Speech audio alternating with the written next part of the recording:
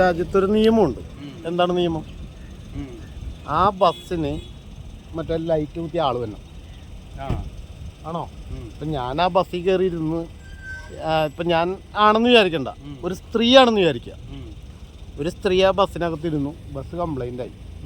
ആ സമയത്ത് ആ സ്ത്രീയെ ആ ബസ്സിലെ പണിക്കാർ കയറി പിടിക്കാൻ പോയി. കയറി പിടിക്കാൻ പോയ കുത്തണോ? അത് വന്ന് കുത്തി കഴിഞ്ഞാൽ അവിടെ ആരെങ്കിലും വരണോ?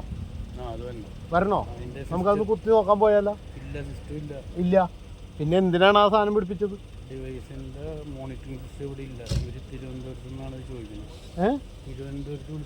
തിരുവനന്തപുരത്തോട്ട് നമുക്ക് വിളിച്ചു നോക്കാം. തിരുവനന്തപുരത്ത് വിളിച്ച് കൺട്രോൾ റൂമല്ലേ, കൺട്രോൾ റൂമിൽ നിന്ന് നമുക്ക് ഇങ്ങോട്ട് വരാം.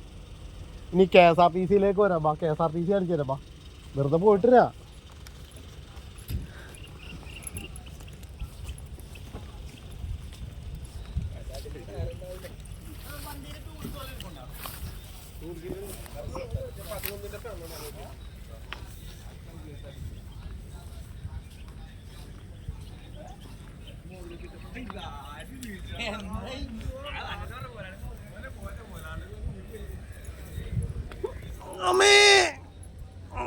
ടയറുണ്ട്.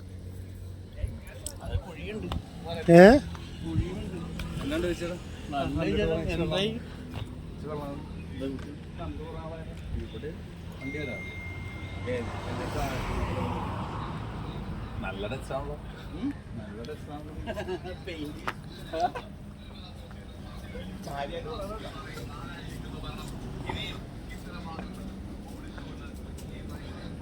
ഇതേ KSRTCയുടെ ഫ്രണ്ടിൽ മഞ്ഞ ലൈറ്റ്.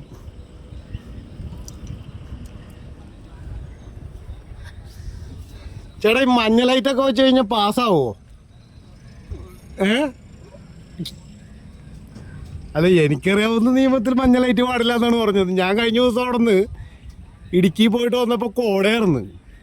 എൻ്റെ വണ്ടിയിൽ മഞ്ഞ ലൈറ്റ് വെക്കാൻ പറ്റിയില്ല എന്ന് പറഞ്ഞു.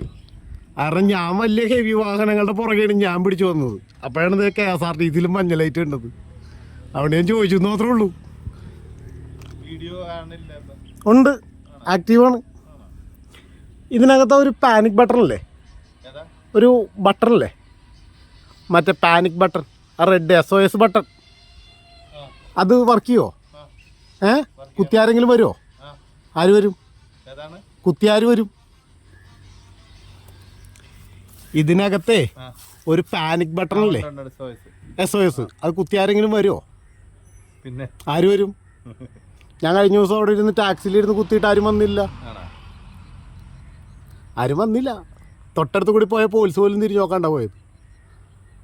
അതുകൊണ്ട് ഞാൻ ചോദിച്ചതുള്ളൂ, എങ്ങനെയാണ് ഇത് പാസ്സാക്കാൻ? എന്താക്കി? വന്നിട്ടില്ല. ഓക്കെ, ഞാൻ ചോദിച്ചു. ടോള് ഹൈക്കോടതിയിൽ ചീഫ് ജസ്റ്റിസിൻ്റെ അടുത്ത് കേസ് കേട്ടുകൊണ്ടിരിക്കുന്നു, മാറ്റി വെച്ചുകൊണ്ടിരിക്കുന്നു. പറയണ്ടേ? അല്ലാണ്ട് ഇപ്പം ഞാൻ മാത്രമല്ലല്ലോ അതിനകത്ത് ദുരിതം അനുഭവിക്കണം. ഇപ്പം അതിനകത്ത് അവർക്ക് വേണ്ടിയിട്ട് പിരിക്കാൻ രാജ്യത്ത് നിയമമില്ലാത്ത ഇപ്പം ഈ KSRTC ആ പ്രൈവറ്റ് ബസ്സിന് ഇൻഷുറൻസ് വേണമെന്നുണ്ടെങ്കിൽ ഈ വണ്ടിയും റോഡിൽ ഇറങ്ങണമെങ്കിൽ ഇൻഷുറൻസ് വേണം. അത് സർക്കാരിൻ്റെ ആയാലും കൊള്ളാം, ആരുടെ ആയാലും കൊള്ളാം. എന്ന് പറഞ്ഞ പോലെ രാജ്യത്തൊരു നിയമം ഉണ്ടെങ്കിൽ ആ നിയമം എല്ലാവർക്കും ബാധകമാണ്. അത് സർക്കാരിന് മാത്രം പ്രത്യേക ബാധകമൊന്നും ഇല്ലായിരിക്കൊന്നുമില്ല. എല്ലാവർക്കും ഒരേപോലെയാണ് രാജ്യത്തെ നിയമം. അപ്പം അത് തന്നെയാണല്ലോ ആ വിഷയം. അതിനകത്ത് പിരിക്കാൻ പാടില്ല എന്ന് കൃത്യമായിട്ട് സ്റ്റേറ്റ് പറഞ്ഞിട്ടുണ്ട്. ആ പറഞ്ഞ കാര്യത്തിൽ തീരുമാനമില്ല എന്ന് മാത്രമേ ഉള്ളൂ അതിനകത്ത്. എന്നിട്ട് അവരുടെ ഇഷ്ടമുള്ളത് പിരിച്ചോളാൻ പറഞ്ഞപ്പോൾ അത് നിയമവിരുദ്ധമാണെന്നും പറഞ്ഞാൽ ചലഞ്ച് ചെയ്താണ് ഡിവിഷൻ ബെഞ്ചിൽ ചെന്നേരം. ഡിവിഷൻ ബെഞ്ച് വിധി പറയാനായിട്ട് മാറ്റിയിട്ടുണ്ട്. അത്രേ ഉള്ളൂ.